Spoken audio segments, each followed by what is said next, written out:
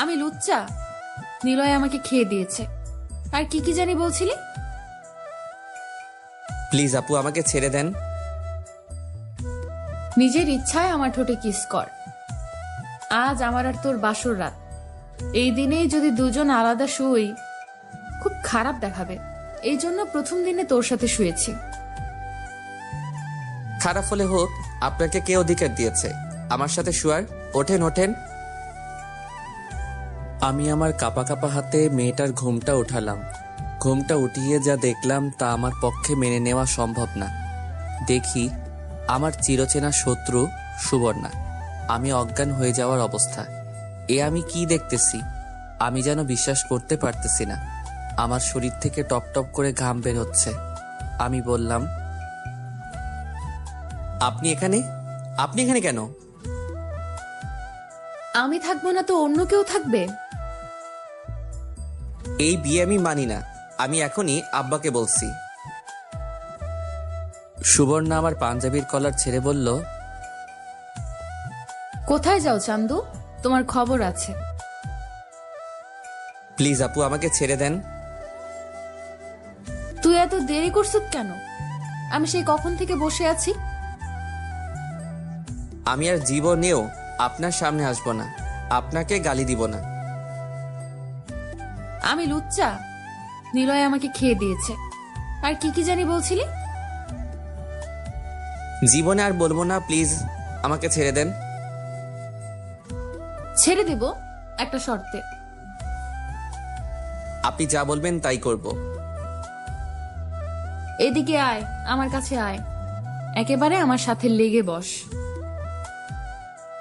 আমি সুবর্ণার সাথে লেগে বসলাম। একজনের শরীর আরেকজন অনুভব করতে পারছিলাম। সুবর্ণা বলল, আমার শরীর থেকে গহনাগুলো খুলে দে তো।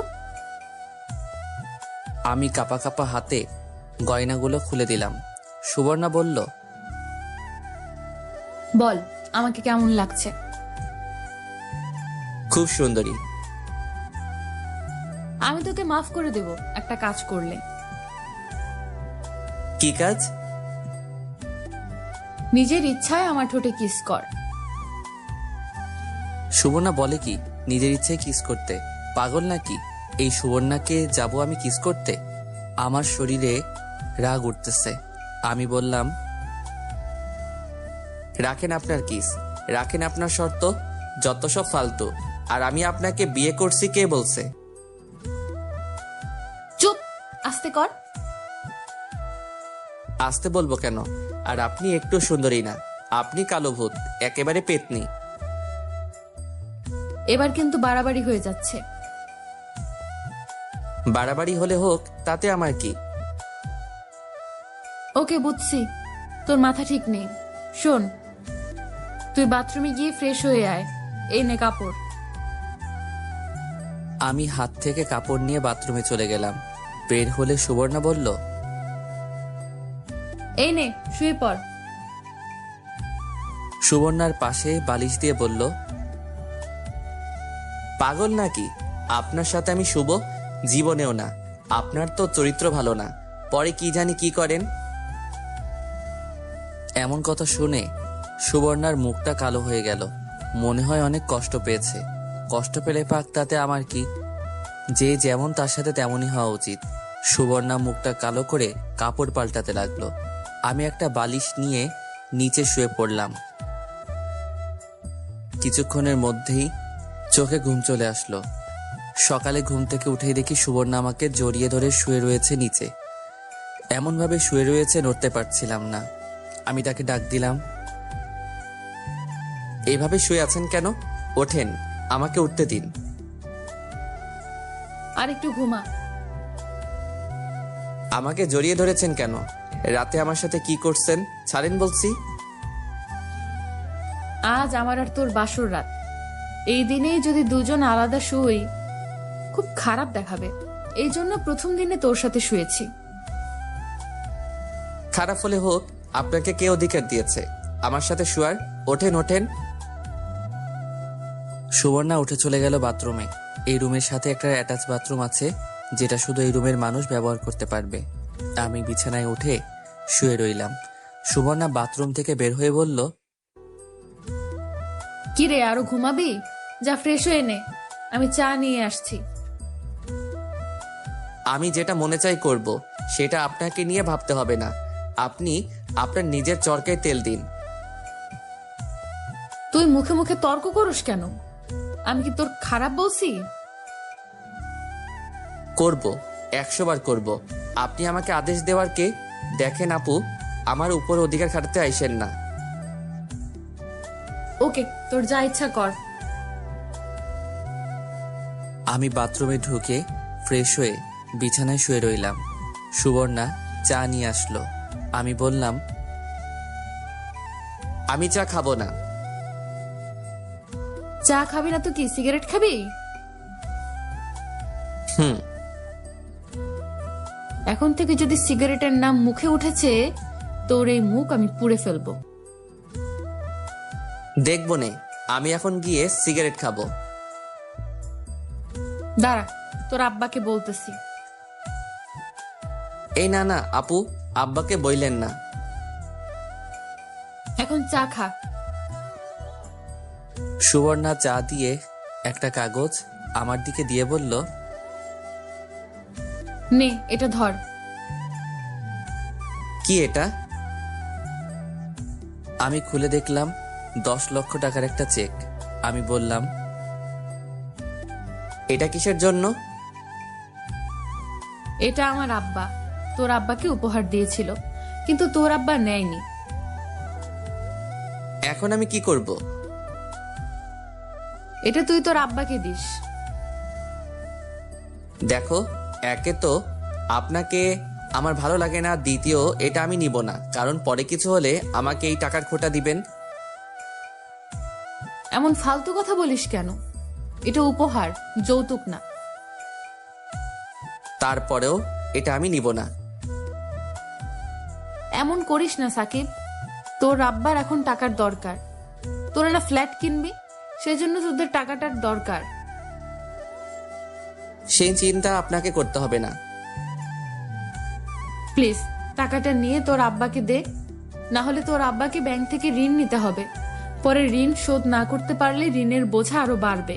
প্লিজ না করিস না, তোর আব্বার টাকাটা দরকার। ওকে, দিবনি। তাহলে আমি যাই, তুই চা খা। আমি চা খেলাম। চা খেয়ে কি করব? কলেজ বন্ধ, কোথায় ঘুরতে যাব সেটাও সম্ভব নয়। ভাবলাম সুবর্ণা আসুক, তার সাথে মজা করা যাক। আমি বসে বসে বেলকনিতে গিটার বাজাইতেছি। কিছুক্ষণ পর সুবর্ণা আসলো, বলল, কিরে তুই গিটার বাজাইতেছ কেন? জানিস না গিটার বাজানো ভালো না? জানি। তাহলে বাজাস কেন? ভালো লাগে। সামনে থেকে আর বাজাবি না, দে গিটার দে, আর খেয়ে যা।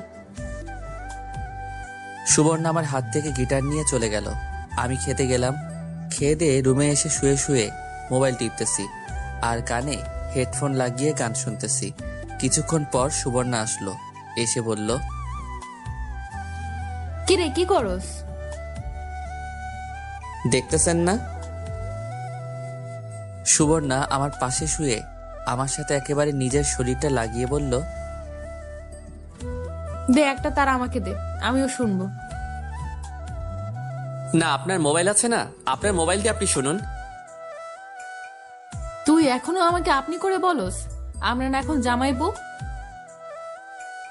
আপনাকে আমি বউ হিসেবে মানি না। এমন করস কেন? শুন, বিয়ের আগে আমি তোকে মারছি, বকছি, আমি অনেক কষ্ট দিয়েছি। আপনাকে আমি কি করে ক্ষমা করি? আপনি আমাকে রাস্তায় চড় মারছেন, শুধু শুধু অপমান করছেন। আপনার কারণে আমি আরেকজনের কাছে অপমানিত হয়েছি। জানি তোকে আমি কষ্ট দিয়েছি, তুই আমাকে মন থেকে মাফ করে দে। যান, মাফ করে দিলাম। এখন এখান থেকে চলে যান। নিলয় ভাই বলছে আপনি খুব নিলয় ভাইকে জ্বালাইছেন, সেজন্য আপনাকে বিয়ে করে নাই। না জানি আমার কপালে কি আছে। প্লিজ আপু, আমাকে ছেড়ে আপনি চলে যান। এমন কথা বলিস না। কেন বলবো না? আমার আপনাকে একটু ভালো লাগে না। ভালো না লাগলেই পারে, সেজন্য চলে যেতে বলিস কেন?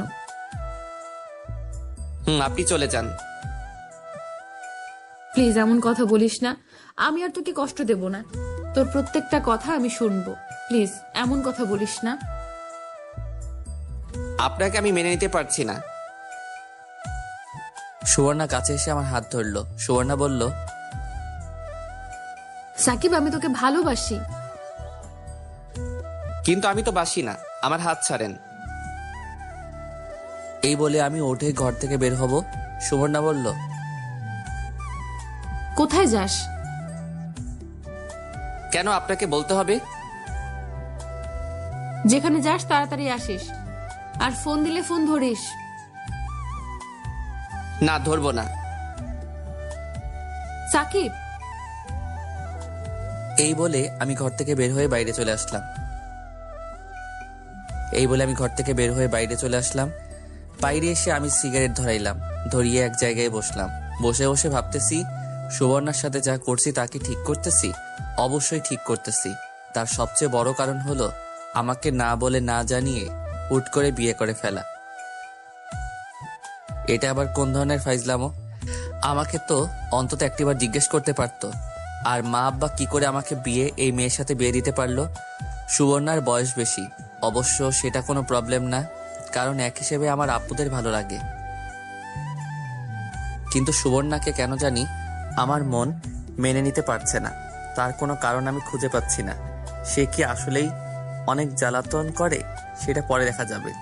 আমি যেভাবে বলি সুবর্ণা কি সেভাবে চলবে? আর সে তো ব্যাংকে চাকরি করে, সেখানে কত মানুষের সাথে কথা হয়, কত মানুষের সাথে দেখা হয়। সবার মন মানসিকতা কি এক? আমি বললেই কি সে ব্যাংক থেকে চাকরি ছেড়ে দিবে? আর আমার তো কোনো ইনকাম নেই, কিভাবে কি? এখন কেন যে আব্বা মা আমার উপর এত বড় একটা বোঝা দিয়ে দিল? আচ্ছা, সুবর্ণা চলে গেলে কি সব আবার আগের মতো হবে? আবার আগের মতো আমি আমার মতো চলতে পারবো? পরে নিজের পছন্দ মতো বিয়ে করে একটা সংসার করতে পারবো? না না, এসব কি ভাবছি আমি? যতই হোক সুবর্ণা আমার বউ, তার উপর আমার একটা দায়িত্ব আছে। নিশ্চয়ই সুবর্ণার একটা মতলব আছে, না হলে হঠাৎ করে আমাকে না জানিয়ে না বলে ডাইরেক্ট আমাকে বিয়ে করে ফেললো কেন? সে জানতো আমাকে বললে আমি রাজি হব না, তাহলে কি সুবর্ণা কোনো উদ্দেশ্য নিয়ে আসলো? নিলয় ভাই বলল সে খুব প্যারা দেয়, সেটা কোনো ব্যাপার না, সংসারে এরকম ঝগড়া হয়ই। সে বলল ওই দিন আমি তাকে বকছি, সেই জন্য সে আমাকে শাস্তি দিবে। শাস্তিটা কি তাকে কিস করতে? তাহলে আমাকে মাফ করে দিবে? খুবই হাস্যকর। পরে আমার কাছে মাফ চাইলো। কিছুদিন সুবর্ণাকে ইগনোর করে দেখি সুবর্ণা কি করে। ও যেদিন বলবে আমাকে ছেড়ে চলে যাচ্ছে, সেদিন আমি তাকে আপন করে নিব। এসব হাজারো চিন্তা আমার মাথায় ঘুরপাক খাচ্ছে। কারো ফোনে আমার ধ্যান ভাঙলো। দেখি স্বামী কল করছে। স্বামী বলল, দোস্ত, কোথায় তুই? বাড়ির আশেপাশেই আছি। কিরে, বাসরাত কেমন কাটলো? শালা, তোরা বেইমানি করে আমাকে সুবর্ণার সাথে বিয়ে দিছত। তুই জানিস না আমি তাকে দুই চোখে দেখতে পারি না? দোস্ত, আমি কিছুই জানতাম না। তোর মা আগামীকাল ফোন দিয়ে এসব বলছে। আমার কি কিছু করার আছে? এখন তো সাধু সাজবি। শোন, বিকালে মাঠে আসিস। মাঠে একটা টুর্নামেন্ট খেলা, সেখানে তোর নাম দিয়েছি। ওকে, আসবো। আসিস কিন্তু। সুবর্ণাকে পেয়ে আমাদের ভুলে যাস না। ধুর হালা। এই বলে ফোন কেটে দিলাম। কি করা যায়? দেখি সামনে আইসক্রিমের দোকান। ভাবলাম সুবর্ণা তো আইসক্রিম খুব পছন্দ করে, যাওয়ার সময় আইসক্রিম নিয়ে যাব। আবার ভাবলাম ধুর, সে আমার কে, তার জন্য আইসক্রিম নিয়ে যাব। আমি দুপুরের দিকে বাসায় আসলাম। দেখি সুবর্ণা মার সাথে রান্না করতেছে। আমি আমার রুমে গিয়ে গোসল করে নামাজের উদ্দেশ্যে বের হলাম। নামাজ পড়ে রুমে এসে শুয়ে রইলাম। কিছুক্ষণ পর সুবর্ণা আসলো, বলল, খেয়ে যা। আপনাকে বলতে হবে না। হুম। আমি গিয়ে খেয়ে আসলাম। এসে ভাবলাম একটা ঘুম দেই। এসে বিছানায় শুয়ে শুয়ে মোবাইল টিপতেছি। সুবর্ণা এসে বাথরুমে ঢুকছে গোসল করার জন্য। আমার ঘুমে ধরছে, ঘুমিয়ে গেলাম। কারো শরীরের স্পর্শে আমার ঘুম ভেঙে গেল। দেখি সুবর্ণা আমাকে জড়িয়ে ধরে বেদম ঘুমাচ্ছে। আমি ভাবলাম এ কোন জ্বালায় পড়লাম। আমি তাকে আমার থেকে ছাড়িয়ে নিলাম। দেখি এসে আবার আমাকে জড়িয়ে ধরলো। ভাবতেছি ইচ্ছা করে করছে নাকি ঘুমের মধ্যে এমন করছে। এমন সময় আসরের আজান দিল। মনে হলো স্বামী তো বলছিল মাঠে যেতে, যাই একটু ফুটবল খেলে আসি। আমি বিছানা থেকে নেমে বাথরুমে ঢুকে ফ্রেশ হলাম।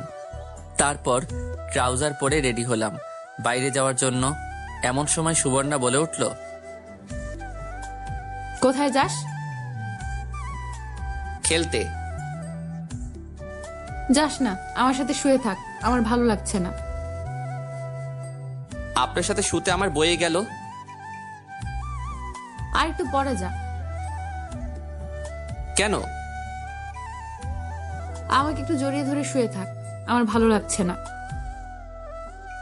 পাগল নাকি? ভালো লাগছে না তো আমি কি করব?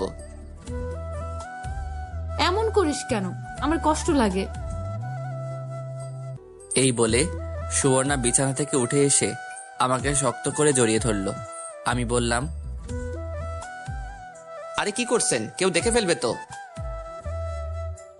দেখলে দেখুক। ছাড়েন বলছি। না, ছাড়বো না। ছাড়বো, আমাকে জড়িয়ে ধর। ধুর। এই বলে আমি ধাক্কা দিয়ে তাকে ছাড়িয়ে নিলাম। ঘর থেকে বের হয়ে আসলাম।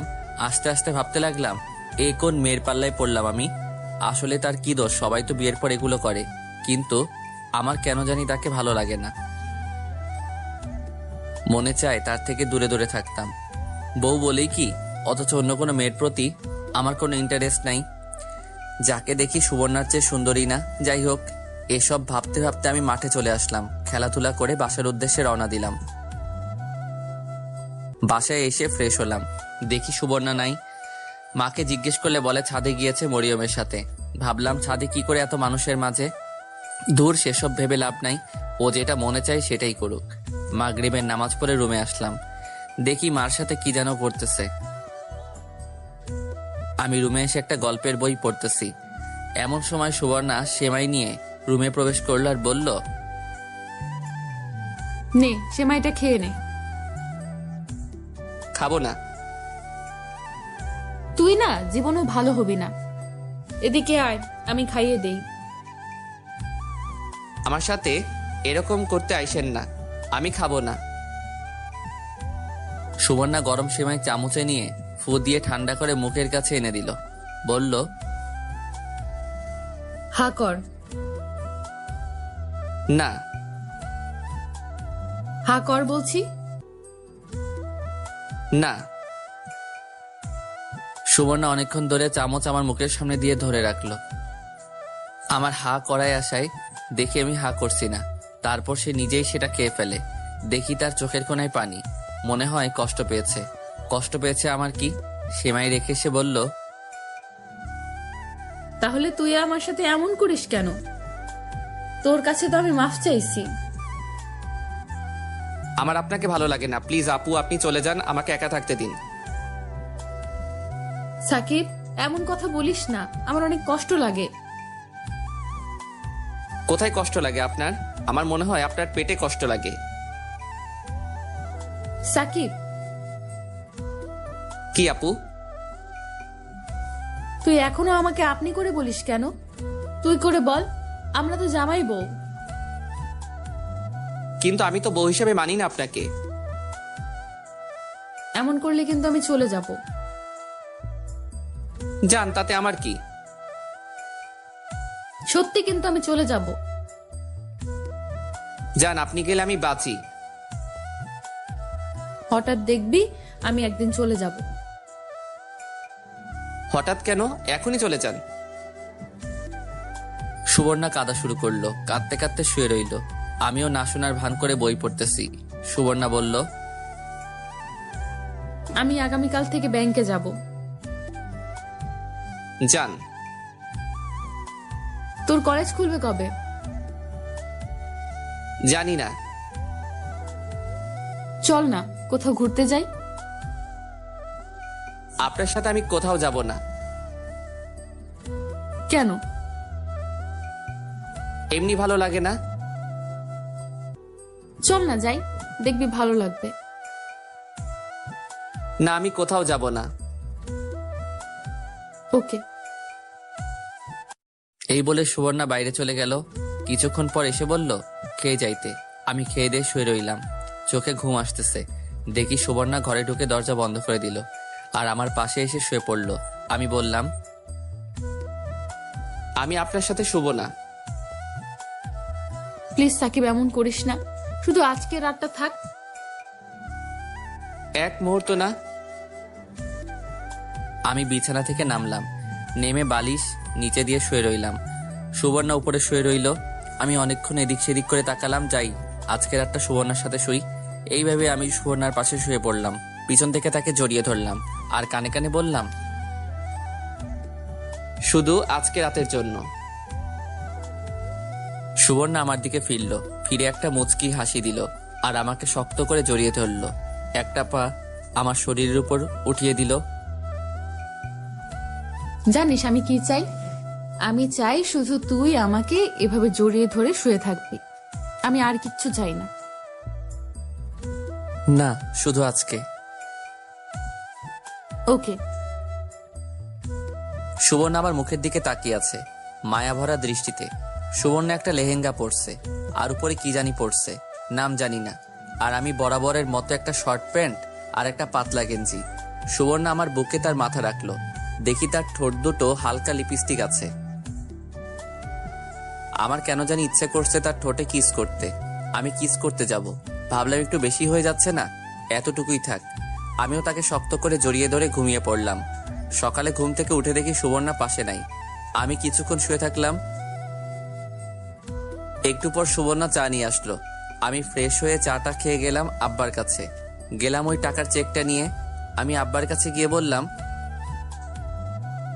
এই নিন, সুবর্ণা আমাকে এই চেকটা দিয়েছে। যেহেতু চেকটা নিয়েছিস, টাকাগুলো তুলে এনে দে, আমার আবার ফ্ল্যাটের জন্য জমা দিতে হবে। ওকে। আমি রুমে এসে দেখি সুবর্ণা ব্যাংকে যাওয়ার জন্য রেডি হচ্ছে। আমি বললাম, আমিও তোমার সাথে যাব। কোথায়? ব্যাংক থেকে টাকাগুলো তোলার জন্য। ওকে। দেখি সুবর্ণা বোরকা পরছে, কিন্তু মুখে নেকাব নাই। আমি কিছু বললাম না, ভাবলাম ও যেভাবে মনে চাই চলুক, তাতে আমার কিছু যায় আসে না। দুজন এক রিকশায় গিয়ে উঠলাম। রিকশার মধ্যে সুবর্ণা আমার হাত ধরে রাখলো। ব্যাংকের সামনে এসে দুজন নেমে ব্যাংকের ভিতর প্রবেশ করলাম। সুবর্ণা গিয়ে সুবর্ণার চেয়ারে বসলো। আমাকে বলল চেকটা দিতে। আমি চেকটা দিয়ে দিলাম। কিছুক্ষণ পর টাকা নিয়ে আসলো। সুবর্ণা বলল, 3টার দিকে আয়সা আমাকে নিয়ে যাস। পারবো না। কেন পারবি না? এমনি। ওকে, তোর যা ইচ্ছা কর। আমি ব্যাংক থেকে চলে আসলাম। এসে আব্বার হাতে টাকাগুলো দিলাম। রুমে এসে শুয়ে শুয়ে বই পড়তেছি।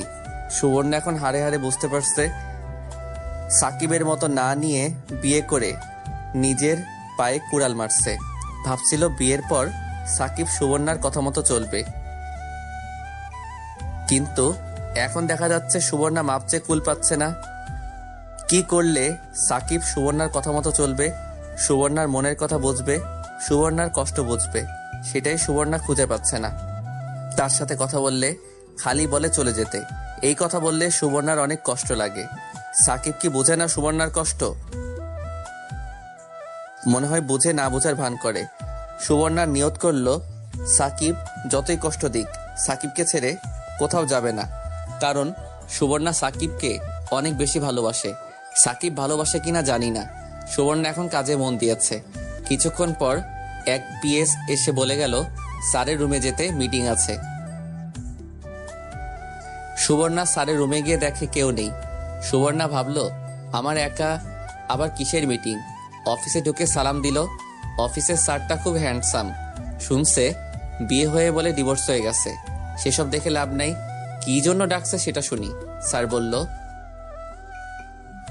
সুবর্ণা, কেমন আছেন? জি স্যার, ভালো। তুমি বলে বিয়ে করেছো? জি স্যার। ছেলে কি করে? পড়াশোনা করে। ভালো।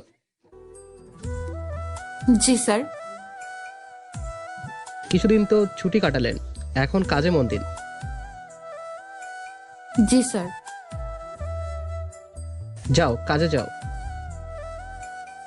জি স্যার।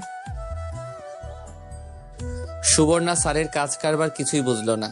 কোনো দিন তো আমার ফ্যামিলি নিয়ে আর পার্সোনাল বিষয় নিয়ে জিজ্ঞাসা করছে না, আজ এসব প্রশ্ন। কিছুই কিছুই বুঝলো না সুবর্ণা। যাই হোক, সুবর্ণা কাজে মন দিল। কাজ শেষ হলে ভাবছিল সাকিবকে ফোন দিল। অনেকক্ষণ পর ফোন ধরলো। কোথায় তুই? বাসায়। কেন? চল না কোথাও ঘুরতে যাই। আপনি এখন কোথায়? ব্যাংক থেকে বের হচ্ছি। ব্যাংক থেকে বের হয়ে দেখেন আশেপাশে কোনো রিক্সা আসেনি। থাকলে সোজা বাসায় চলে আসেন, 1 মিনিট দেরি না করে। ওকে, আসতেছি। আপনি আসলে আমি বাইরে যাব। কোথায় যাবি? খেলা আছে। কেন, ওখানে না গেলে হয় না? কবে জানি তোর পা ভাঙে। আরে ভাঙবে না, তাড়াতাড়ি আসেন। ওকে। সুবর্ণা ভাবলো সাকিবের এতটুকু কথাতেই কেন জানি ভালো লাগছে। সাকিব বলছে তাড়াতাড়ি বাসায় যেতে, এটাই সুবর্ণার জন্য অনেক কিছু। সুবর্ণা রিক্সা নিয়ে বাসার উদ্দেশ্যে রওনা দিল। আমি শুয়ে শুয়ে বই পড়তেছি, গল্পের বই। আপনারা অনেকেই ভাববেন মোবাইলের যুগে আবার বই পড়া। আমি ছোটবেলা থেকেই গল্পের বই পড়তে ভালোবাসি। যারা বই পড়ে তাদের জিজ্ঞেস করে দেখেন। বই পড়তে পড়তে আমার চোখে ঘুম চলে আসলো। দরজায় টোকা দিতে ঘুম ভাঙলো, দেখি সুবর্ণা। সুবর্ণা এসে দরজা লাগিয়ে দিল। এসে আমার সামনে কাপড় পাল্টাতে শুরু করলো। আমি বললাম, আরে আরে কি করছেন? আমি আসি, দেখছেন না? তুই আসর তো কি হয়েছে? তুই দেখলে সমস্যা কি? তোর জন্যই তো সব। আরে পাগল নাকি? আমি একজন ছেলে। জানি তুই ছেলে, তুই আমার জামাই তো। তুই এসব জামাই দেখবে না তো অন্য কেউ দেখবে? ধুর, আপনি কাপড় পাল্টান। আমি বেলকনিতে গেলাম। ওকে, যা।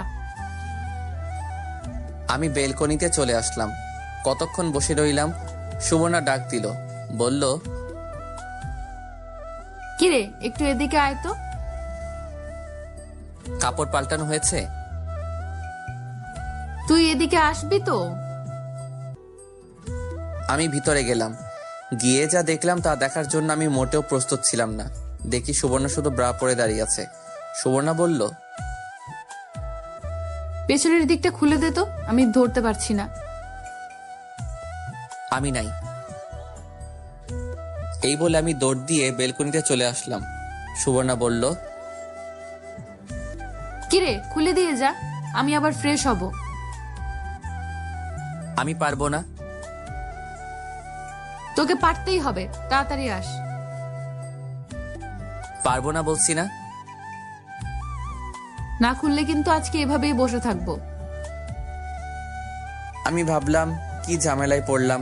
আমি ঘরের ভিতরে ঢুকে সামনে গেলাম। আমার তার দিকে তাকাতেই লজ্জা করছে। হঠাৎ এমন কিছুর মুখোমুখি হব কল্পনাও করিনি। হোক না আমার বউ। সুবর্ণা বলল, তাড়াতাড়ি কর। আমি কাপা কাপা হাতে তার সাদা পিঠে হাত দিলাম। সুবর্ণা চোখ বন্ধ করে ফেললো। কোনো মতে ব্রাড পিছনের দিকটা খুলে এক দৌড়ে বেলকনিতে। আমি ভাবলাম মনে হয় বাঁচলাম।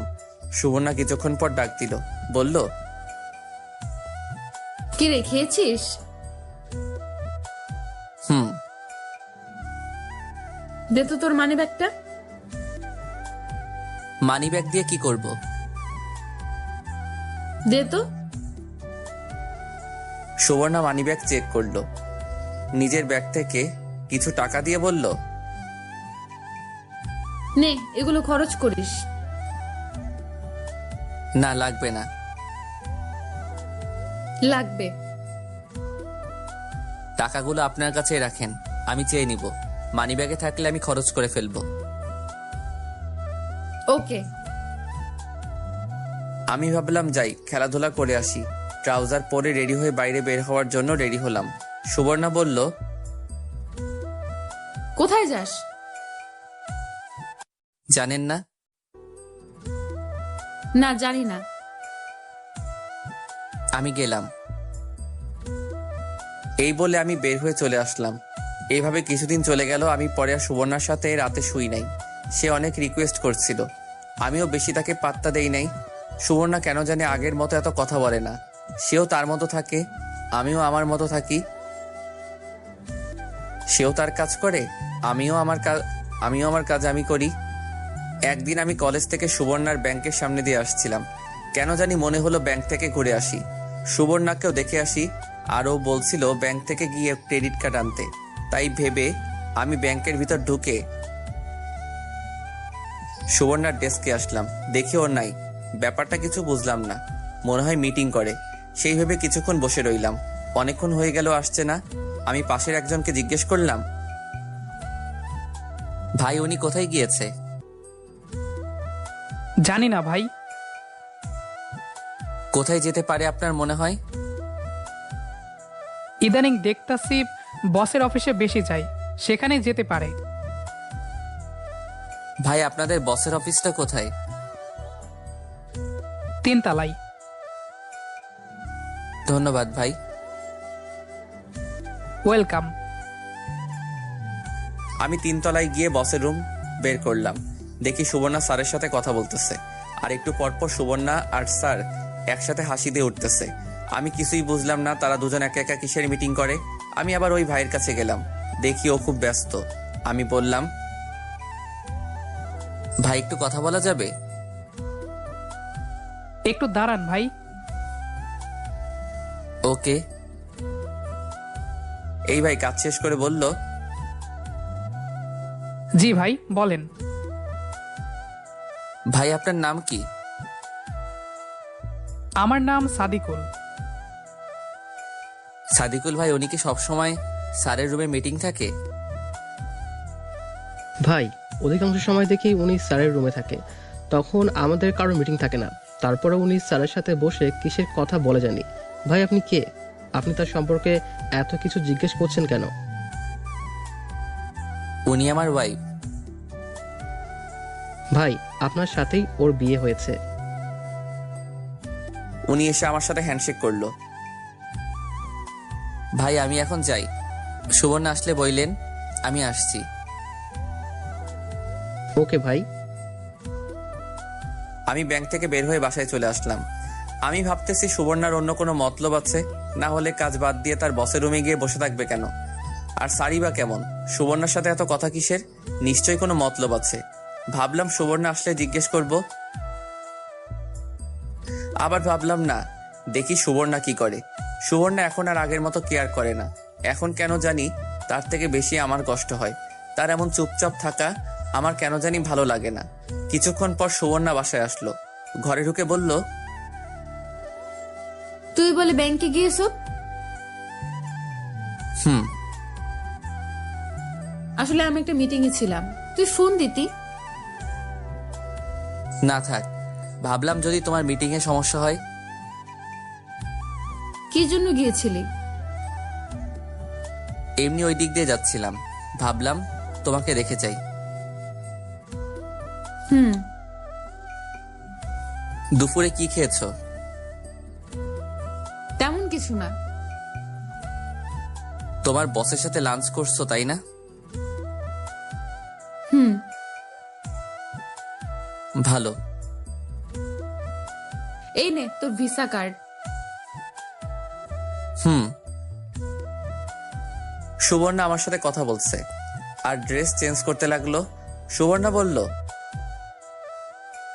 দেখতেছিস না ড্রেস চেঞ্জ করছি, বাইরে যা। না যাব না। থুর, আমার লজ্জা করছে। আমি চোখ বন্ধ করলাম। অন্যদিন হলে বাইরে চলে যেতাম। ধুর। সুবর্ণা বাথরুমে ঢুকে গেল। বাথরুম থেকে ড্রেস চেঞ্জ করে বের হলো। সুবর্ণা বলল, কি রেখেছিস? না। কেন? তুমি আসলে ভাবছিলাম একসাথে খাবো, কিন্তু তুমি তো তোমার বসের সাথে খেয়ে এসেছো। দাঁড়া, আমি খাবার নিয়ে আসছি। না, খাবো না। কেন? তুমি খেয়ে এসেছো, তাই এখন আর রুচি হচ্ছে না। না, তোকে খেতে হবে। তুই না খেলে আজ থেকে তোর সাথে কথা নাই। ওকে, কথা বইলো না। সাকিব, বলেন।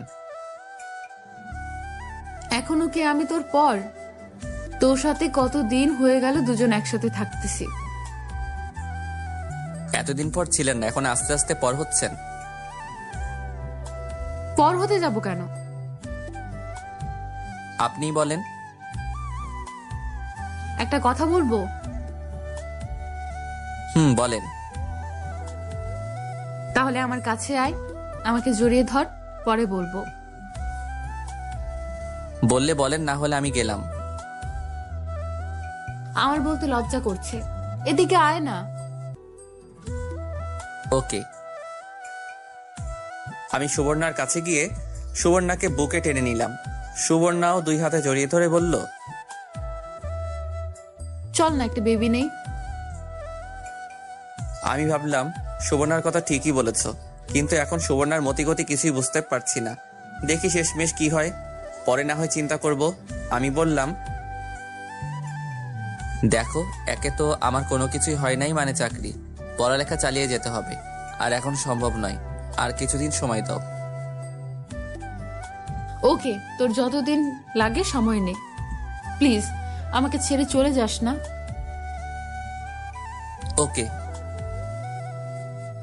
এখন প্লিজ কিছু খেয়ে নে। ওকে, খাচ্ছি। এই বলে সুবর্ণার ঠোঁটে ঠোঁট লাগিয়ে দিলাম। আমি কিস করতে লাগলাম, সেও রেসপন্স দিতে লাগলো। 1 মিনিট পর ছেড়ে দিলাম, কিন্তু সে আবার এসে আমার ঠোঁটে কিস করতে লাগলো। কিছুক্ষণ পর ছেড়ে দিল। আমি বললাম, ওকে, এখন তো খেয়েছি। এটাকে খাওয়া বলে? হুম। যা শয়তান। আমি একটু বাইরে যাব, টুর্নামেন্ট খেলা চলতেছে, আজকে আমরা খেলবো। আমিও যাব। তুমি গিয়ে কি করবে? তুমি মার সাথে রান্নার কাজে হেল্প করো। তোর খেলা দেখবো। ওকে, মার অনুমতি নিয়ে আসো, আর মরিয়মকেও সাথে নিয়ে নাও। ওকে। সুবর্ণ আমার সাথে বের হলো, সাথে মরিয়মও। মরিয়ম বলল, ভাই, একটা মোবাইল কিনে দে না। মোবাইল দিয়ে কি করবি এখন? আরো বড় হয়ে নে। দে না কিনে, কার্টুন দেখবো। তোর ভাবিকে বল। মরিয়ম সুবর্ণাকে বলল, ভাবি, একটা মোবাইল কিনে দেন না। ধুর, তোমার ভাইয়াকে বলো। ভাইকে তো বললাম, বললো আপনার কথা। তোমার ভাইয়া অনুমতি নিলে আমি কিনে দিব। মরিয়ম আবার আমার কাছে এসে বলল, অনুমতি দিয়ে দেন না। ওকে দিলাম, তবে সারাদিন 2 ঘন্টা মোবাইল টিপতে পারবি, আর বাকি সময় তোর ভাবির কাছে মোবাইল দিয়ে রাখবি। 2 ঘন্টা না, 3 ঘন্টা দিবি। না, 2 ঘন্টা। মরিয়ম, তুমি এদিকে আসো। ভাই অনুমতি দিয়েছে, এখন কিনে দাও। আগামীকাল কিনে দিব। মরিয়ম খুশিতে নাচতে লাগলো। নাচোস কেন? এটা রাস্তা না। আমি মাঠে আসলাম, এসে দেখি সামিও তার গার্লফ্রেন্ড নিয়ে আসলো। আমাদের দেখে সামি কাছে আসলো, বলল, ভাবি, কেমন আছেন? ভালো। সামি, চল যাই মাঠে। তোমরা এখানে বসে খেলা দেখো। আমি আর সামি মাঠে আসতে আসতে জিজ্ঞেস করলাম, কিরে আর কয়দিন? দোস্ত, সর্বোচ্চ 2টা মাস। আর কয়টা ম্যাচ খেলতে হবে? আরো 4টা ম্যাচ খেলতে হবে, 2টা জিতলে সেমিফাইনাল। তোর কি মনে হয় আর কয়দিন টুর্নামেন্ট চলবে? আরো 1 মাস তো লাগবেই। ওরে বাবা! আমি ছোট থেকেই ফুটবল খেলা পছন্দ করতাম। কলেজে ফুটবল টুর্নামেন্ট হলে ওইখানে আমি ছিলাম। সামি খুব ভালো খেলে। আমি মিডফিল্ডার, সামি স্ট্রাইকে থাকে। খেলার মাঝখানে বিপক্ষ দলের একজন আমাকে পায়ে বাড়ি দেয়, আমি পড়ে যাই। মোটামুটি ভালোই ব্যথা পাই। খেলার শেষের দিক দিয়ে ওই বিপক্ষ দলের ছেলেটাকে সামি গিয়ে বাড়ি দেয়। এর 1 মিনিট পরই খেলা শেষ। আমরা ম্যাচ জিতি 1-0। খেলা শেষ হলে দেখি সুবর্ণারা এখনো দাঁড়িয়ে আছে। আমি কাছে গেলে সুবর্ণা বলল, খেলার মাঝখানেই দেখলাম তুই পড়ে গিয়েছ, ব্যথা পাইছ দেখি। আরে তেমন কিছু না, বাড়ি চলো। আমি হাঁটতে হাঁটতে বাড়ি আসলাম। এসে সুবর্ণা বলল, দেখি তোর পাটা। জানি সুবর্ণা দেখলে বকাঝকা করবে, সেজন্য দেখাতে চাচ্ছিলাম না। আরে কিছু হয় নাই। দেখাবি নাকি তোর মাকে গিয়ে বলবো? কিছু হয় নাই তো, কি গিয়ে বলবা? দেখাইলেই সমস্যা কি? ওকে দেখো। আমি ট্রাউজার উপরে তুলে দেখালাম, অনেকখানি জায়গা কালো হয়ে গেছে। সুবর্ণা বলল, জানতাম এরকম কিছু একটা হয়েছে। দেখছো, কালো হয়ে গেছে। তোরে এত করে বলি খেলার দরকার নেই, এখনো কি ছোট আছোস? হয়েছে, থাকার বলতে হবে না। সুবর্ণা বরফ এনে সেখানে দিল আর বলল, সামনে থেকে আর খেলার দরকার নেই। না, খেলবো। তুই কি আর আমার কথা শুনবি? পরে আবার ব্যথা পাবি।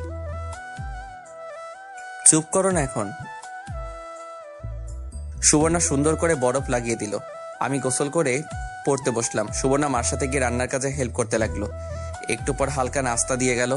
কিছুক্ষণ পড়ালেখা করে ভাবলাম বাইরে থেকে একটা সিগারেট খেয়ে আসি। সুবর্ণা আসলে বললাম, আমি একটু বাইরে থেকে ঘুরে আসি। এখন কোথাও যাওয়ার দরকার নেই, বসে বসে পড়।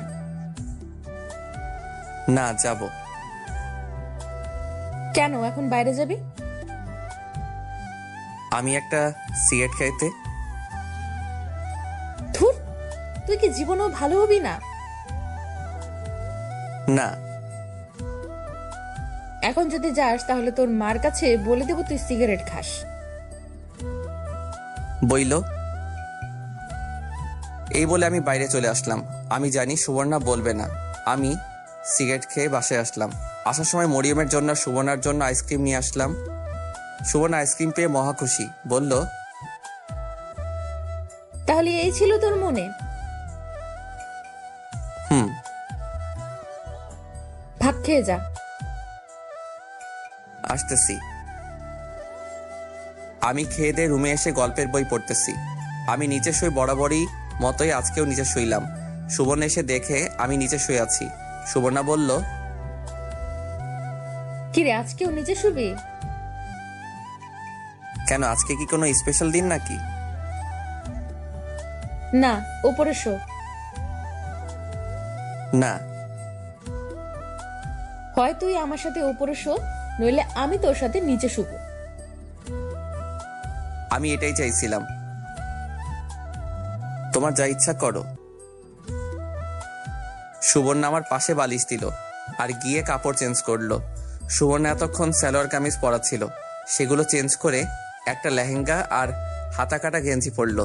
তাকে অনেক সুন্দরই লাগছিল। সুবর্ণা আমার পাশে শুয়ে পড়লো আর পিছন থেকে জড়িয়ে ধরলো আর আমার ঘাড়ে মাথা রাখলো। সুবর্ণা বলল, সাকিব, এদিকে ফির। কেন? আরে ফির না। ওকে। আমি সুবর্ণার দিকে ফিরলাম। সুবর্ণা আমার দিকে তাকিয়ে আছে। এভাবে তাকিয়ে আছো কেন? এমনি তোকে দেখতে ইচ্ছে করছে। কি? দাঁড়াও, দেখাচ্ছি মজা। এই বলে আমি সুবর্ণাকে কোলে তুলে নিলাম। সুবর্ণাও আমার গলায় ধরলো। আমি তাকে বিছানায় নিয়ে ফেললাম। আমিও তার পাশে শুয়ে পড়লাম। সুবর্ণাও আমাকে জড়িয়ে ধরলো। আমিও আমার সুবর্ণাকে জড়িয়ে ধরলাম এবং তার কপালে চুমু খেলাম। ভাবলাম, আসলে সুবর্ণা আমাকে সত্যি মনে হয় খুব ভালোবাসে, আর আমি তাকে খুবই ভালোবাসি। এতদিন কি হয়েছে জানি না, এখন থেকে নিয়ত করলাম তাকে সবসময় আগলে রাখবো। সে আমার জন্য অনেক কষ্ট সহ্য করছে। এখন থেকে নিয়ত করলাম তাকে আর কোনো কষ্ট সহ্য করতে দিব না। তাকে আমি সত্যি অনেক ভালোবাসি। এসব কথা ভাবতে ভাবতে ঘুমিয়ে গেলাম। সুবর্ণা পড়ছে বিপদে। সুবর্ণার ব্যাংকের ম্যানেজার কারণে অকারণে অধিকাংশ সময় সুবর্ণাকে অফিসে বসিয়ে রাখে। এটা সেটা আজাইরা কথাবার্তা বলে, আর মাঝে মাঝে এমন এমন জোকস বলে না, না হেসে থাকতেই পারে না সুবর্ণা। সুবর্ণা স্যারকে নাও বলতে পারে না। একদিন সুবর্ণার ম্যানেজার সুবর্ণাকে জিজ্ঞেস করলো, তোমার ওই পিচ্চি জামাই কি তোমাকে খুব ভালোবাসে?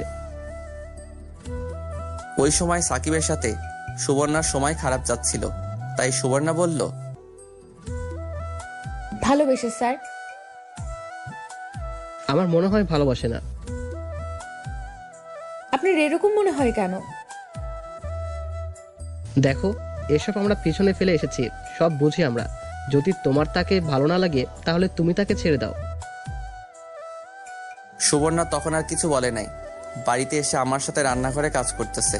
আম্মা জিজ্ঞাসা করলো, মা, তুমি এরকম সব সময় মুখ গোমরা করে থাকো কেন? তেমন কিছু না আম্মা।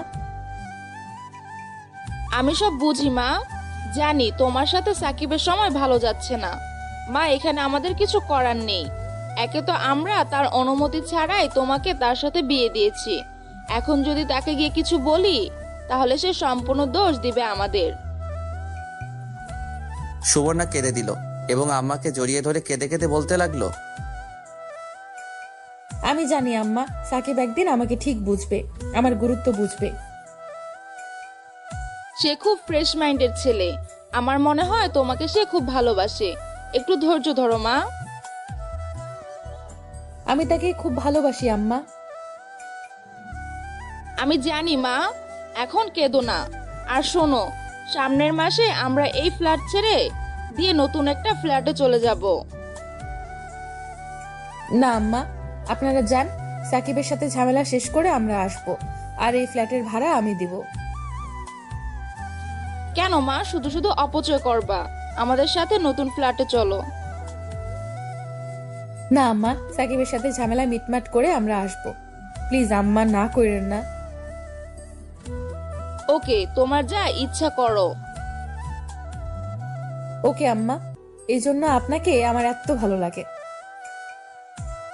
যাও, সবাইকে বলো খাবার খেতে। আচ্ছা আম্মা। সুবর্ণা সবাইকে খাবার খেতে ডাকে। এর কিছুদিন পর জানি সাকিবের কি হলো। ব্যাংক থেকে আসার পর সুবর্ণাকে খুব কেয়ার করতে শুরু করে। সুবর্ণা ভাবলো সাকিব মনে হয় সুবর্ণাকে বুঝতে পারছে, এটাই সুবর্ণা চাই। এর কিছুদিন পর সুবর্ণা অফিসে কাজ করতেছিল। পিএস এসে বলে গেল, অফিসে কিসের মিটিং আছে সবার। সুবর্ণা অফিসের মিটিংয়ে গেল, গিয়ে সবার সাথে বসলো। মিটিংয়ে স্যারের কথা শুনে সবাই খুশি, কারণ স্যার বলেছে সামনে 2 সপ্তাহ পর ব্যাংকের পক্ষ থেকে একটা ভ্রমণ আছে, 2 থেকে 3 জন সাথে নিতে পারবে। এটা শুনে সবাই হাততালি দিল, কারণ সবাই চেয়েছিল একটা ভ্রমণ হোক, আর সেটা হলো কক্সবাজার 3 রাত 2 দিন, মানে 1 রাতে সেখানে যাওয়া, আরেক রাতে সেখানে থাকা, আরেক রাতে সেখানে থেকে আসা। আর যারা যারা সেখানে যাবে তাদের আলাদা একটা স্যালারি দেওয়া হবে, কারণ ব্যাংকের মেইন শাখার বস যিনি বাংলাদেশে এই ব্যাংকটা পরিচালনা করেন তিনি সেখানে থাকবেন এবং তিনি সেখানে বক্তব্য রাখবেন। সেই জন্য সেখানে সবাইকে থাকতে হবে। মিটিং শেষ হলে সুবর্ণার আর খুশি ধরে না, কারণ সাকিব আর সুবর্ণার একটা ফ্রিতে ট্যুর হয়ে গেল। আর মন চাইলে মরিয়মকে সাথে নিয়ে যাবে। ওর এখন স্কুল বন্ধই। সুবর্ণার ভাবতেই কি যে ভালো লাগছে। ভাবলো এই খুশির সংবাদটা আগে সাকিবকে দিয়ে দেই। আবার ভাবলো না, এই খুশির সংবাদটা সুবর্ণা অন্যভাবে দিতে চাই। ঘড়িতে তাকিয়ে দেখে আরো এক ঘন্টা আছে, 3টা বাজতে। 1 ঘন্টা কাজ করে বাসায় আসে, এসে রুমে ঢুকে। আমি পরদিন ঘুম থেকে উঠে কলেজে গেলাম। কলেজ থেকে এসে বাসায় শুয়ে রইলাম, ঘুমিয়ে গেলাম। কতক্ষণ ঘুমালাম জানি না। ঘুম থেকে উঠে দেখি সন্ধ্যা ছুঁই ছুঁই। দেখি সুবর্ণা নামাজ পড়তেছে, মনে হয় মাগরিবের নামাজ। নামাজ শেষ করলে আমি বললাম, আজান দিয়ে দিয়েছে। ফ্রেশ হয়ে নামাজ পড়ে নে। ওকে। আমি ফ্রেশ হয়ে নামাজ পড়ে পড়ার টেবিলে বসলাম, কিছুক্ষণ পড়লাম। সুবর্ণা মাথার চুল আঁচড়াচ্ছে। মাথার চুল আঁচড়ায় ঠোঁটে লিপস্টিক দিল। আমি অবাক হয়ে প্রশ্ন করলাম, এরকম সাজতেছো কেন? তোকে একটা খুশির সংবাদ দিব। সেজন্য সাজতে হবে?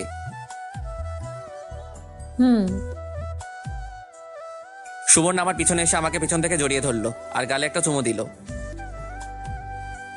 বলো কি সুসংবাদ? তার আগে আমাকে একটা চুমু দে। আমি সুবর্ণার গালে চুমু দিলাম। এবার বলো।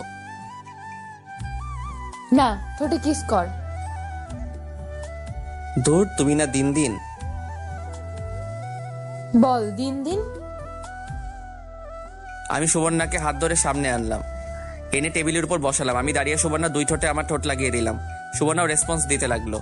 আমি একসময় সুবর্ণার কাপড়ের ভিতরে হাত ঢুকিয়ে ফেলি আর পিছন থেকে তাকে আদর করতে থাকি। কতক্ষণ গেল মনে নাই। কারো দরজায় টোকায় হুঁশ ফিরল, মরিয়ম ডাকতেছে। সুবর্ণা কাপড় ঠিক করে দরজা খুলে আমি পড়ায় মন দিলাম। মরিয়ম ভিতরে আসলো, বলল,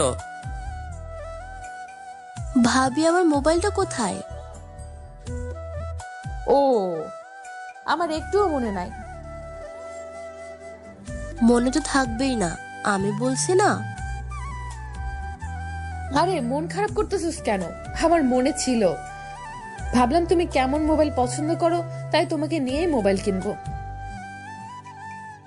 এখন কিনে দিন। এখন যা, আগামীকাল কিনে দিব। না এখন। আরে কাঁদতেছো কেন? ওকে, তুমি গিয়ে রেডি হও, আমরা আসতেছি। ভাবি সত্যি বলতেছেন তো নাকি মজা করতেছেন? তুমি কি আমার কথা বিশ্বাস করো না? করি। তাহলে গিয়ে রেডি হও। ওকে। মরিয়ম চলে গেল। আমি বললাম, আগামীকাল গেলেও তো পারতা। শুধু শুধু মেয়েটাকে কষ্ট দিয়ে লাভ আছে? এখন কি আব্বা আম্মা বাইরে যেতে দিবে? চলো গিয়ে বলি, সাথে তাদেরকে নিয়ে নে, রাতে ডিনার করে আসি। ধুর না, তাহলে তোমার মা বাবাকেও বললো। এখন হঠাৎ করে ওরা বললেই কি আর যাবে? বলতে তো প্রবলেম নাই। আরে চল, আব্বা আম্মাকে রাজি করাই, পরে না হয় আমার বাবা মাকে বলিস। ওকে চলো। আমি আর সুবর্ণা গিয়ে মা বাবাকে বলে রাজি হয় নাই। পরে সুবর্ণার আব্বা আমার কথা বলে রাজি হয়েছে। সুবর্ণাও তার আব্বা আম্মার সাথে কথা বলে রাজি করাই। পরে 2 ফ্যামিলি একসাথে এক রেস্টুরেন্টে গিয়ে ডিনার করি। এই ফাঁকে মরিয়মের জন্য একটা মোবাইল কিনে সুবর্ণা। সবশেষে সবাই একসাথে বাড়ি আসি। রাতে ঘুমানোর সময় আমি বললাম, সুবর্ণা মোট কত টাকা খরচ হয়েছে? সেসব জেনে লাভ নেই। না, বলো। মরিয়মের জন্য মোবাইল কিনেছি 38,000 টাকা দিয়ে, আর রেস্টুরেন্টে খরচ হয়েছে 5,000 টাকা। একটু বেশি হয়ে গেল না? মরিয়মের জন্য এত দামি মোবাইল কেনার প্রয়োজন ছিল? মন খারাপ করতেছিস কেন? শোন, তোকে কিছু কথা বলি। শোন, আমার যা কিছু আছে সব তোর জন্য। আমার টাকা পয়সা সব তোর। তুই যেভাবে খরচ করতে মন চায় সেভাবে কর। আর আমার আর তোর মাধ্যমে যদি তোর বাবা মা আর আমার বাবা মা যদি খুশি হয়, এর চেয়ে বড় পাওয়ার কি আছে? শোন, তুই আমার থেকে যা চাস আমি তোকে তাই দিব। তার বিনিময়ে শুধু তুই আমাকে তোর মনে একটু জায়গা দে, একটু ভালোবাসতে দে। যেটা নিয়ে আমি সারা জীবন চলতে পারি। আমি সুবর্ণাকে কাছে টেনে এনে নিজের বুকে শুয়ে দিয়ে বললাম, আমিও তোমার থেকে কিছু চাই না। আমি চাই সুখে দুঃখে কষ্টের সময় তোমাকে যেন আমার পাশে চাই। এর মনের ভিতর তুমি আছো, তুমি থাকবা। আমরা কবে ভেবে নিব? আগে আমি উপার্জনের পথ বের করি, পরে তুমি চাকরি ছেড়ে দিবা। পরে তোমার কাজ হচ্ছে বেবির দেখাশোনা করা আর আমাকে ভালোবাসা। এখন কি তোকে ভালোবাসি না? সুবর্ণা কি যেন বলবা বলছিলা? 2 সপ্তাহ পর আমাদের ব্যাংক থেকে একটা ট্যুর হচ্ছে, সেখানে 2 থেকে 3 জন যাওয়া যাচ্ছে। সঠিক তারিখ বলো। সুবর্ণা তারিখ বললে আমি বললাম, আমার যাওয়া হবে না। কেন? কারণ ওই দিন আমাদের টুর্নামেন্টের ফাইনাল খেলা, আর আমাদের টিম ফাইনালে উঠেছে। খেলা রেখে ঘুরতে যাওয়া কোনোভাবেই সম্ভব নয়, আর এটা ফাইনাল খেলা, কোনোভাবেই মিস করা যাবে না। সুবর্ণার মনটা খারাপ হয়ে গেল। সেখানে গেলে আলাদা একটা স্যালারি দিবে। আচ্ছা দেখি স্বামীর সাথে কথা বলে, স্বামী কি বলে। দেখ, তোরে ছাড়া ট্যুর আমার পানি, তার চেয়ে ভালো না যাওয়া। ওকে দেখি, স্বামীর সাথে কথা বলে এখন হাসি দাও আর লাইট বন্ধ করে আসো। সুবর্ণা গিয়ে লাইট বন্ধ করে এসে আমার পাশে শুয়ে পড়ল এবং আমাকে জড়িয়ে ধরে বলল, সামনের সপ্তাহ মনে হয় তোর আব্বা আম্মা নতুন ফ্ল্যাটে চলে যাবে। কেন আমরা যাব না? না, আমরা এই ফ্ল্যাটে থাকবো দুজনে, ভাড়া আমি দিব। পরে কোনো এক সময় না হয় চলে যাব। তোমার শুধু অপচয়। এখন ঘুমা, আমাকে একটা চুমু দিয়ে। আমি সুবর্ণাকে চুমু দিয়ে ঘুমিয়ে গেলাম। এভাবে আস্তে আস্তে সুবর্ণা ভ্রমণের দিন চলে আসলো। আমি যেতে পারবো না, কারণ ফাইনাল খেলা। স্বামী বলছে কোনোভাবেই মিস করা যাবে না, তাই সুবর্ণার সাথে মরিয়মকে পাঠাবো ঠিক করলাম।